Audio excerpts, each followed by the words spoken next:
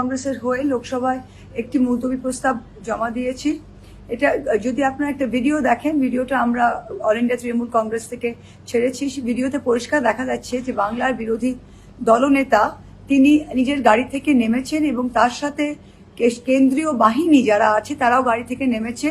একজন গ্রামের লোক, সাধারণ মানুষ, সে জয় বাংলা বলছিল এবং আমাদের বিরোধী দলনেতা তিনি গাড়ি থেকে নেমে তাকে ধমকে তাকে বললো তার চামড়া তুলে দেবো, I will skin you alive যেটাকে বলা হয়।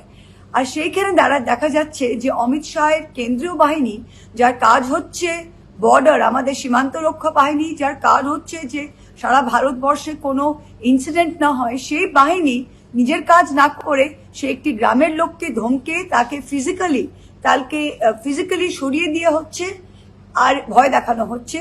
তা আমি অমিত শাহকে জিজ্ঞাসা করতে চাই যে এটা কি আপনার গৃহমন্ত্রকের কাজ? পাহেলগামে যখন 26টা লোককে 4 জন আতঙ্কবাদী এসে মেরে দিল, তখন 1 ঘন্টা অবধি আপনাদের কোনো সুরক্ষা বাহিনীকে চোখে দেখলাম না। যখন আপনারা বলছি ইনফিল্ট্রেশন, তখন বর্ডারের কাজ বর্ডারটা দেখা, তখন কাউকে দেখা যাচ্ছে না। আর যখন আমাদের বাংলার বিরোধী দলনেতা গাড়ি থেকে নেমে একেবারে কাঁচা বাংলায় একটা গরিব মানুষকে, নিরস্ত্র মানুষকে তাকে ধরে বলছে যে I will skin you alive, তার চামড়া গুটিয়ে দেবো, তাতে আপনার বাহিনী তার মদত দিচ্ছে। এটা লজ্জাজনক, আপনাকে রিজাইন করা উচিত।